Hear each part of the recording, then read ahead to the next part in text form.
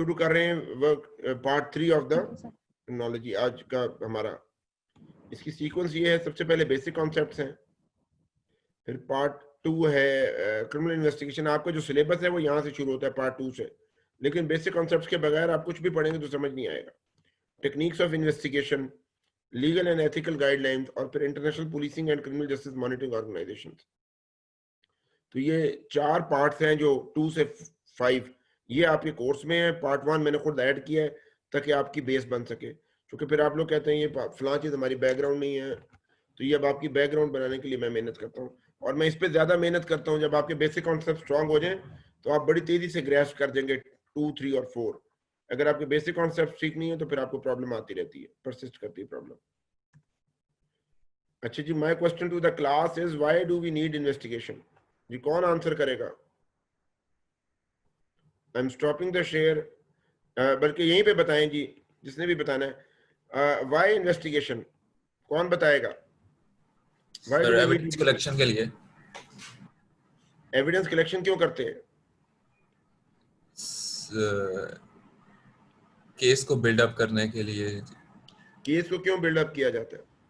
ताकि कोर्ट में प्रूव किया जा सके। जी ये जो पूरे का पूरा सिस्टम है, क्रिमिनल जस्टिस सिस्टम जो हमारे मुल्क में है, अब चाइना में अगर आप पे शक हो कि आपने कोई जुर्म किया है तो आपको ढस कर दिया जाता है, आपको मार दिया जाता है। इंफॉर्मेशन बेस्ड सिस्टम है, एविडेंस बेस्ड सिस्टम नहीं है। ठीक है, मुझे उमर ने बताया ख़याम के बारे में कि ख़याम जो है वो गलत बात कर रहा है। इस इंफॉर्मेशन को लेकर मैंने क्या किया, मैं लोकल पुलिस अफसर हूँ चाइना में, तो मैं क्या करूंगा, मैं जाके ख़याम को पकड़ के बंद कर दूंगा बेस्ड ऑन दिस इंफॉर्मेशन। ठीक है, लेकिन जो हमारा इस्लामिक लीगल सिस्टम भी है और जो कॉमन लॉ का सिस्टम भी है, उन दोनों में एविडेंस की बहुत अहमियत है। आपको याद है कुरान मजीद का वाकया जिसके अंदर हजरत अयूब अपना क्या नाम था उनका, नहीं हजरत अयूब के जो बेटे थे, क्या नाम था उनका, हजरत यूसुफ अलैहिस्सलाम का जो वाकया है, उसमें एविडेंस का जिक्र है। किसी को पता है कहाँ एविडेंस का जिक्र है उसमें? उनका जो जुलेहा के साथ हुआ था मामला, उसमें जी प्रॉपर एविडेंस, उसमें उसने इल्जाम लगाया था कि ये मेरी तरफ एडवांस करते हैं। तो जब उनकी शर्ट देखी गई, जो तफसीर में लिखा हुआ है, तो शर्ट आगे से नहीं पीछे से फटी हुई थी, विच मीन्स कि she was following him and he was not following her. तो एविडेंस बेस्ड बात है। इसी तरीके से उन्होंने अपने भाइयों को पकड़ा, रोकने की कोशिश की, तो कैसे रोका था? है किसी को पता? जब उनके भाई उनको मिलने आए, वो बादशाह बन चुके थे, तो उनके भाई जब उनको मिलने आए तो क्या हुआ था? सर उन्होंने वो प्याला रखवा दिया था बिन्यामीन के सामान में, एविडेंस प्लांट किया था। भाई को रोकने के लिए, डिटेन करने के लिए उन्होंने उसके प्याल में रखवा दिया और उसे बरामद करके उसके ऊपर बरामदगी डाल के उसको डिटेन करवा दिया। तो ये एविडेंस बेस्ड सिस्टम और इंफॉर्मेशन बेस्ड सिस्टम, ये दो अलग चीजें हैं। ठीक है, आजकल बहुत चाइना की मिसालें दी जाती हैं। चाइना ने वाकई इकोनॉमिक्स में बड़ी तरक्की की है, लेकिन उनका legal system is information based, it is not evidence based. Information और इंटेलिजेंस की भी बात की जाती है, इंटेलिजेंस बेस्ड और इंफॉर्मेशन बेस्ड, तो वो एविडेंस नहीं होता। Intelligence is not evidence, it is only information in a very थोड़ी सी ज्यादा केयरफुली इकट्ठी की गई इंफॉर्मेशन। तो दिस इज इन्वेस्टिगेशन इंपॉर्टेंट। तो आपको पता होना चाहिए कि एविडेंस क्यों इकट्ठा किया जा रहा है, सच और झूठ निकालने के लिए किया जा रहा है। ठीक है, आप में से कोई अगर मुझे कहता है जी मैंने तो अपनी भेजी थी अपना असाइनमेंट, मैं कहता हूँ मुझे तो नहीं पहुंची, आपने नहीं भेजी, मैं उससे लड़ाई करता हूँ, मैं उससे कहता हूँ जी आपने कुछ नहीं काम किया, बुरा भला कहता हूँ, तो वो कैसे पता लगेगा भेजी है नहीं भेजी? हमारे पास एक बीच में थर्ड पार्टी है विच इज द एकेडमी, साहब के पास जमा होती है, मेरे पास नहीं डायरेक्ट आती, तो वो मुझे बता सकते हैं कि आई है या नहीं आई, वहां से फैसला हम करवाएंगे।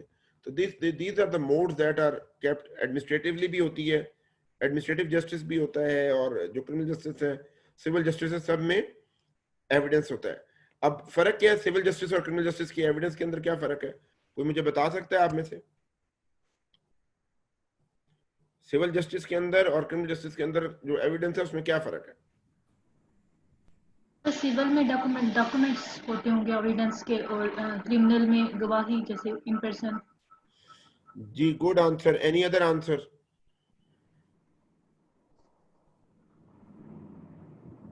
जी, और कोई बताएं? What is the difference of evidence between civil justice and criminal justice? कोई और मुझे बताएं।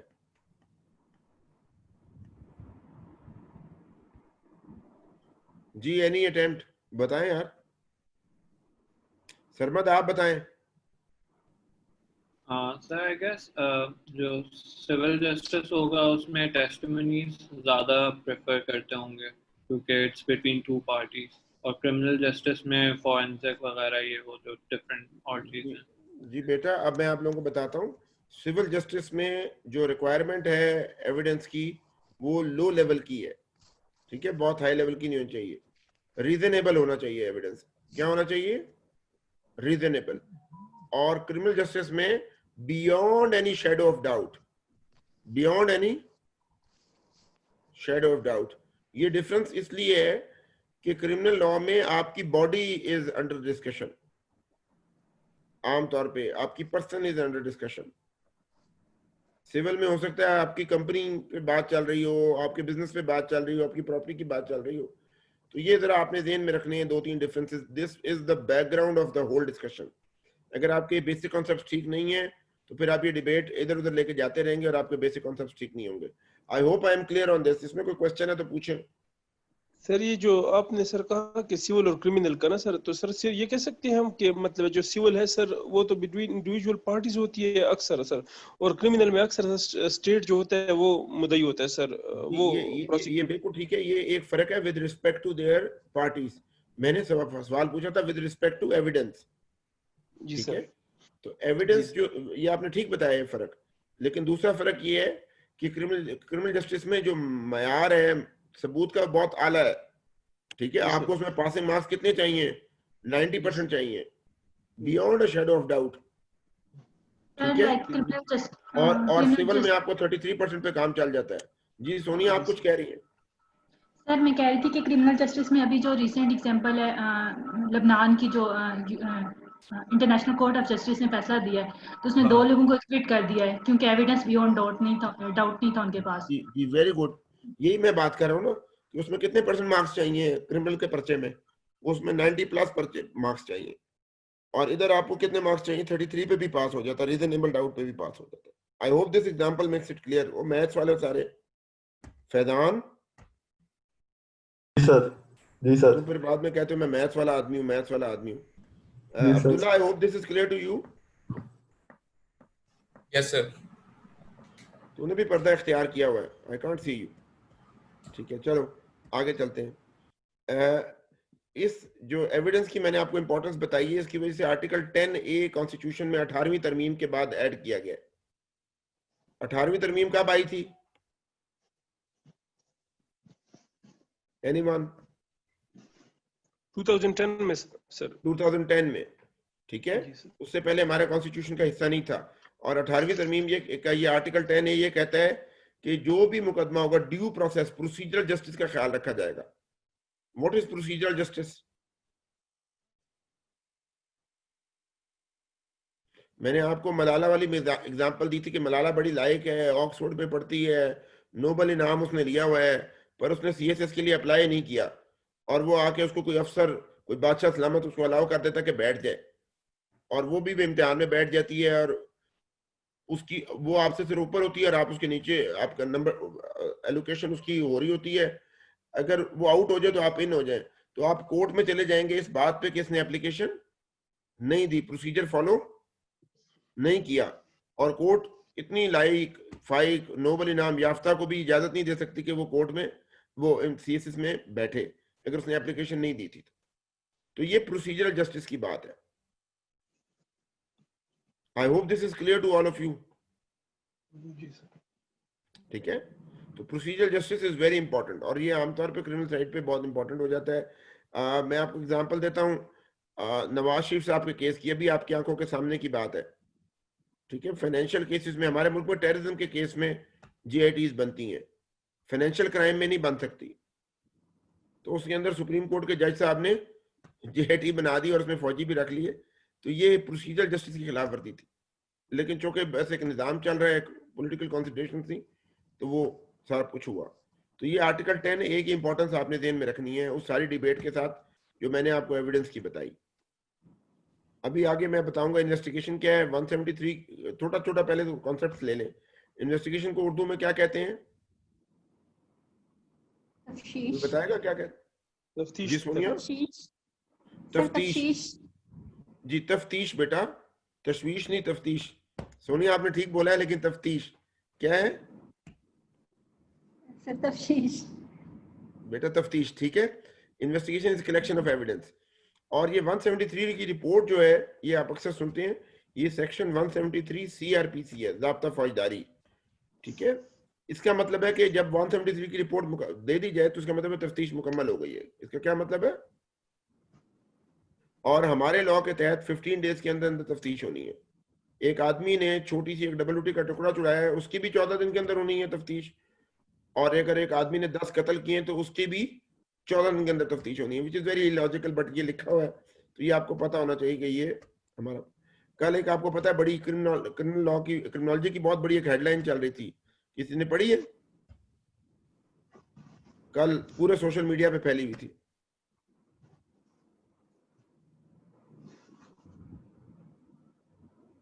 अतीका उडू को जो इंसाफ मिला है कल 2 बोतल शराब का, ठीक है, तो ये वो उसका 173 की रिपोर्ट उस वक्त ही जमा करा दी थी। पुलिस वाले अपना काम टाइम पे कर लेते हैं, अदलिया का हिसाब नहीं है इस मुल्क में, ठीक है। उनसे पूछा जाना चाहिए कि इतना लंबा टाइम क्यों। तो ये 173 की रिपोर्ट उसकी बहुत पहले जमा हो गई थी, जजों ने इतनी देर कर दी फैसला करते करते। अच्छा, ये टर्मिनोलॉजी आपको पता होनी चाहिए। I hope these three things are clear to, two things are clear to you. अब नेक्स्ट है स्क्रूटनी। स्क्रूटनी होते हैं जब आप, पुलिस वाला जब ये रिपोर्ट जमा कराता है, 173 की रिपोर्ट जब जमा कराता है, तो इसको प्रोसिक्यूटर स्क्रूटनाइज करता है, इसको देखता है, इसको चेक करता है कि ये ठीक बनी हुई है, गलत बनी हुई है, एज पर लॉ है, एज पर लॉ नहीं है। इस प्रोसेस को स्क्रूटनी कहते हैं, ठीक है। फिर एक और लफ्ज है ट्रायल। ट्रायल होता है पूरा मुकदमा चलना, ठीक है। अंग्रेजी में ट्रायल का क्या मतलब है? लफ्ज ट्रायल का, क्रिकेट के ट्रायल होते हैं, क्रिकेट खेलने जाएं आप तो क्या कहते हैं? आप ट्रायल करें आए।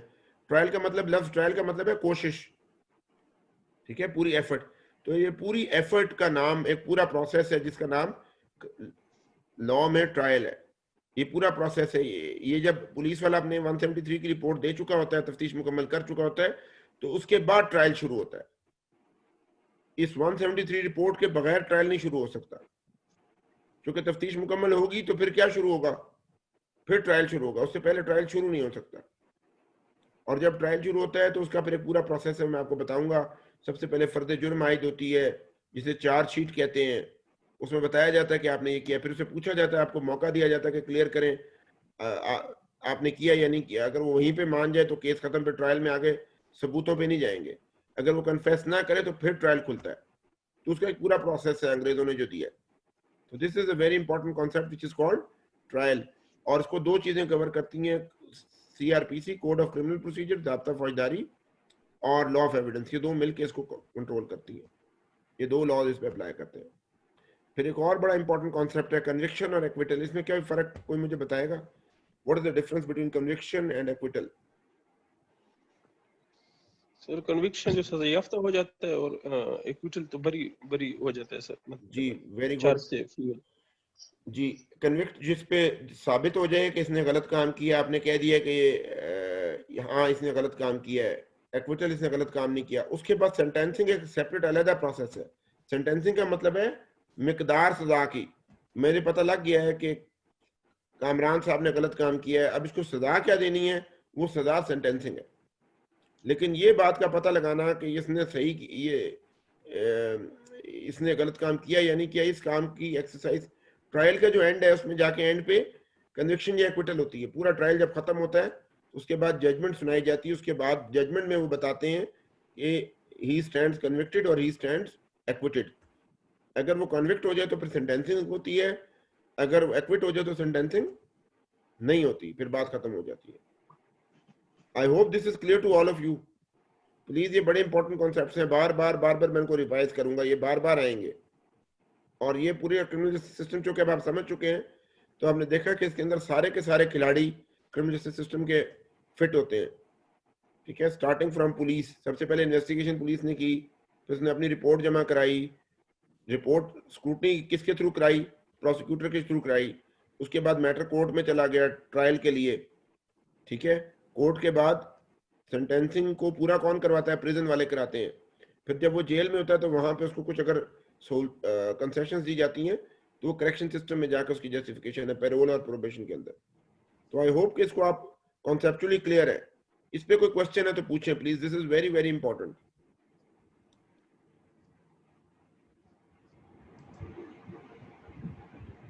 चलिए मैं अब आगे चल रहा हूँ, थैंक यू। ये है जी क्रिमिनल इन्वेस्टिगेशन का प्रॉपर पार्ट जो आपका सिलेबस है। इसके अंदर ये डेफिनेशन वर्बैटम मैंने आपको प्रोड्यूस की है ताकि आपको पता हो।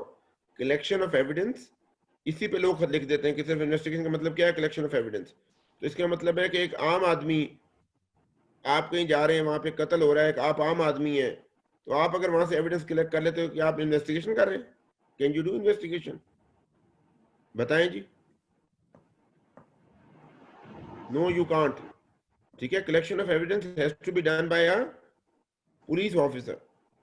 हमारे पास एक दिन, मेरे पास एक बंदा आया, उनके भाई कत्ल हुआ था, उनके पास एक वीडियो थी अपने मुल्जिम के बारे में। ठीक है, और वो पेश करना चाहते थे। मैंने फिर थानेदार को बुलाया और उससे कहा कि इसको आप रिकॉर्ड पे लेकर आए ताकि ये एविडेंस की रिक्वायरमेंट पूरी करे। वो देता ही नहीं था बंदा, वो इतना समझदार था, वो कहता था नहीं नहीं ये इसको ये कर देंगे। मैंने कहा जब तक आप इसको पुलिस अफसर को नहीं देंगे तो इसको हम ट्रायल में यूज नहीं कर सकते। ठीक है, because evidence investigation is to be done by a police officer. आजकल बम धमाके होते हैं, वहां पे आर्मी वाले भी आ जाते हैं, वो चीजें एविडेंस की उठा के ले जाते हैं, तो बाद में कहते हैं पुलिस वालों ने मुकदमा सही नहीं बनाया। अगर आप देंगे नहीं तो कैसे यूज बनाएंगे मुकदमा से?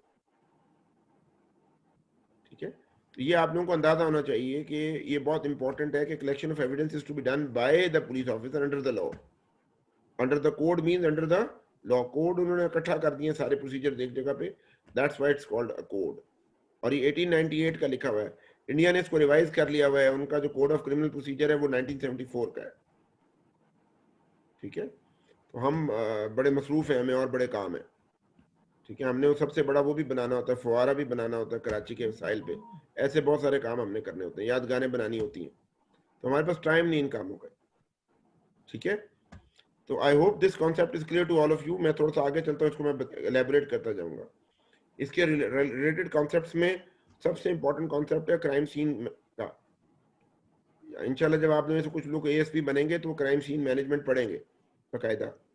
इसमें सबसे पहला स्टेप है पेरीमीटर। पेरीमीटर का मतलब क्या है? बाउंड्री सर जी, हदूद अरबा। अब बेनजीर भुट्टो वाला कत्ल हुआ पिंडी में, ठीक है, उसका क्या पेरीमीटर था? सिर्फ वो जलसागाह थी, या उसके बाहर का 2 किलोमीटर तक का एरिया था, या वहां से लेके इस्लामाबाद तक का रास्ता जहां पे उसने वापस आना था? ये सारा क्राइम सीन था। क्या था crime scene? This is called perimeter. तो आप बताएं इसका कुछ सीधा आंसर है? Is there a straight answer to this question?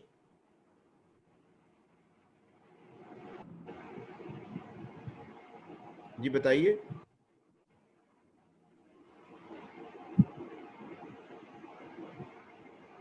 यार या तो आप मुझे सुन नहीं रहे या फिर आप लोग फिर समझ नहीं रहे।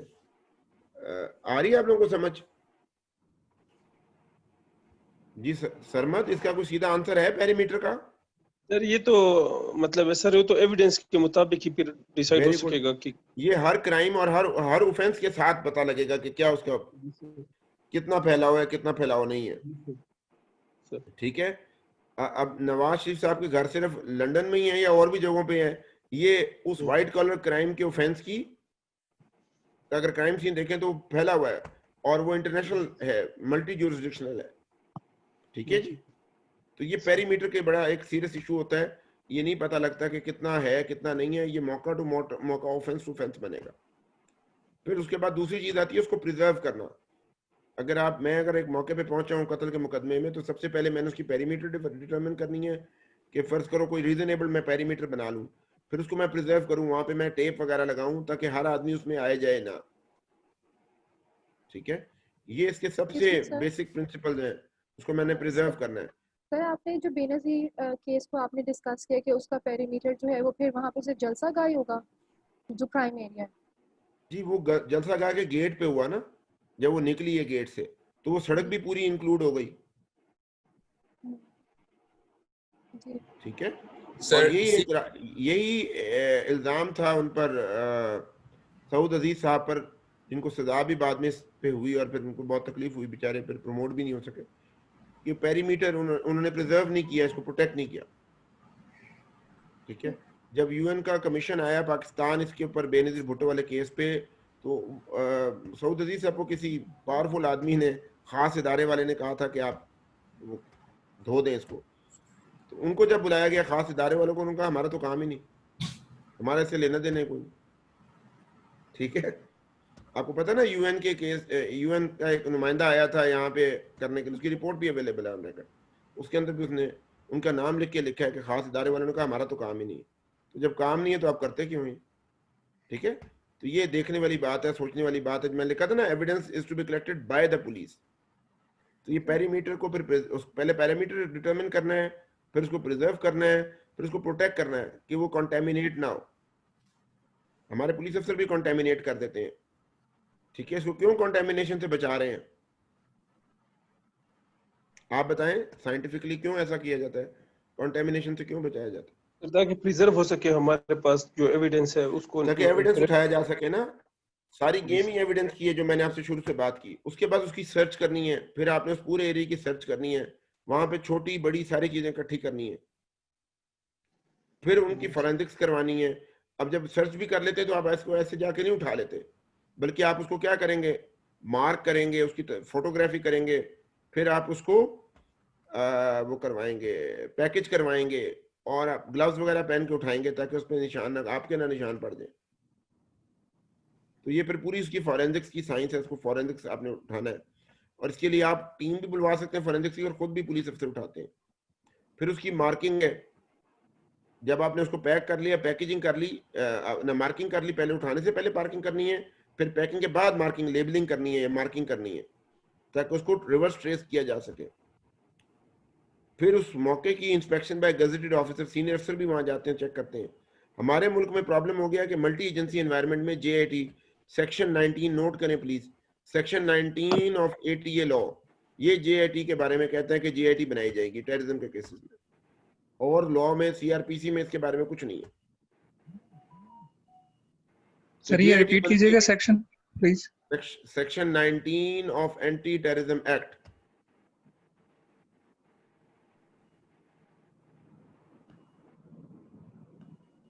अब ये बड़ी अनसाइंटिफिक सी बनी हुई है, JIT का लॉ बड़ा अनसाइंटिफिक है। आपको पता है, मौका एक धमाका हुआ, वहां पे पुलिस अफसर गया अकेला, सारा कुछ देख आया। उसके 10 दिन बाद होम डिपार्टमेंट में बाबू ने, DMG अफसर ने JIT नोटिफाई की।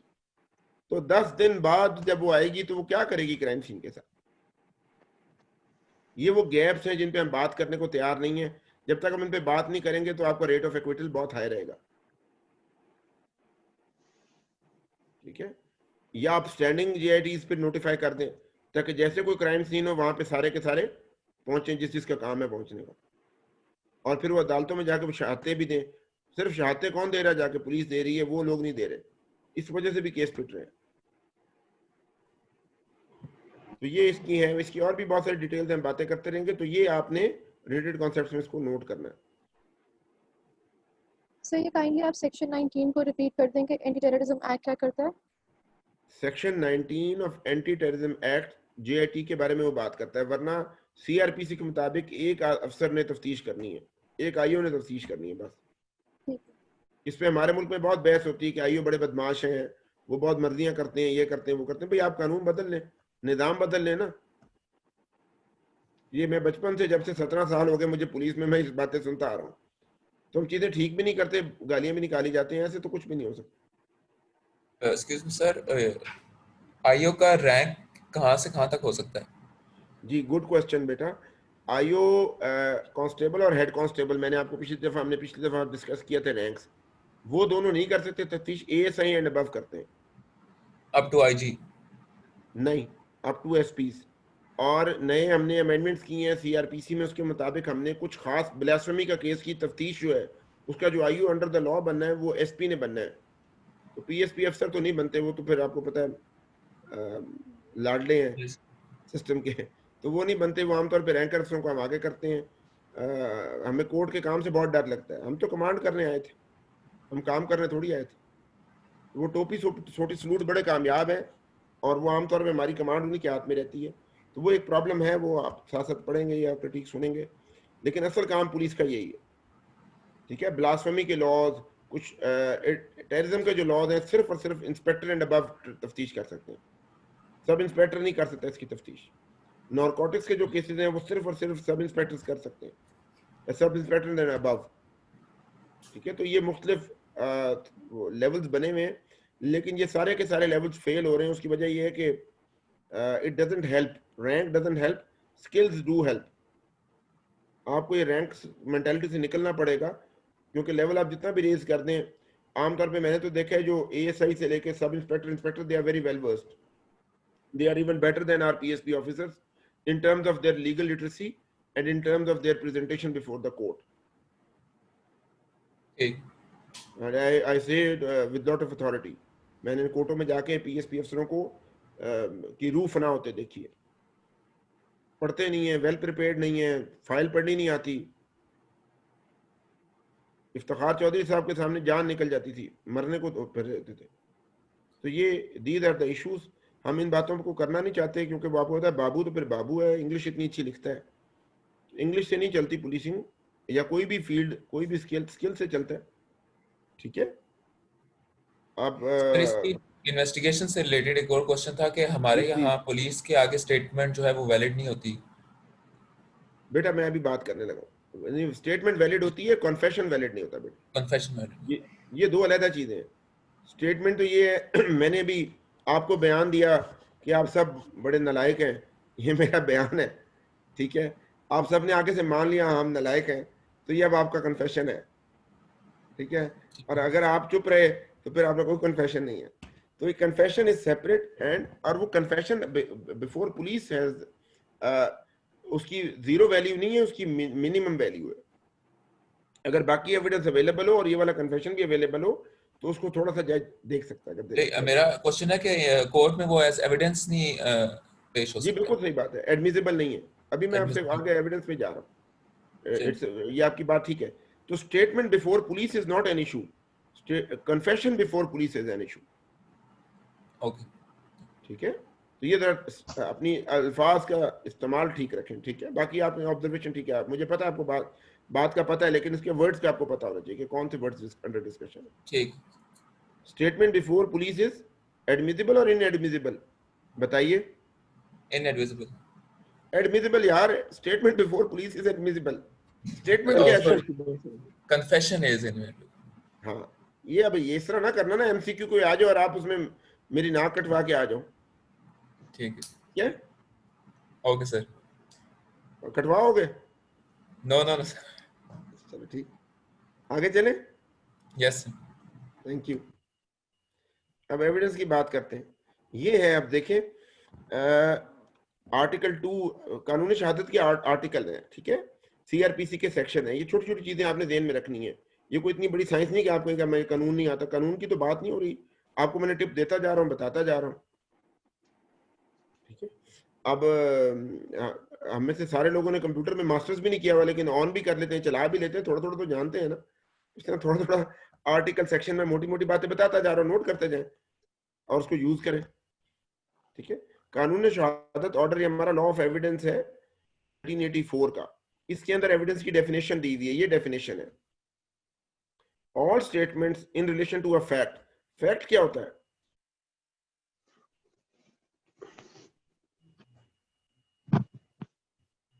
जी, फैक्ट क्या होता है? Sir, which cannot be denied. जी, वेरी गुड। फैक्ट्स वो चीजें हैं जो हमारी 5 सेंसेस से हम महसूस कर सकते हैं और जो डिनाई नहीं होते, अनलेस अगर आप अपोजिंग एविडेंस लेकर आए तो उनके साथ प्रिजम्पशन ऑफ ट्रूथ अटैच होती है, उनको फैक्ट्स कहते हैं। ठीक है, all statements in relation to a fact are called oral evidence, all documents for inspection are called documentary evidence. तो ये दो एविडेंस की डेफिनेशन में बातें लिखी हुई है। तो हमारे मुल्क में स्टेटमेंट्स जो है वो बयान है, जो टेस्टिमोनियल आप बात करते, तो जितनी टेस्टिमोनीज हैं they are all oral evidence, और जितने डॉक्यूमेंट्स हैं they are all documentary evidence. आपने मैट्रिक किया, उसकी आपके पास डीएमसी है, मार्कशीट सर्टिफिकेट है, तो जो डीएमसी है वो क्या है, वो डॉक्यूमेंट्री एविडेंस है या ओरल एविडेंस है? डॉक्यूमेंट्री। ठीक है जी, I hope this is clear.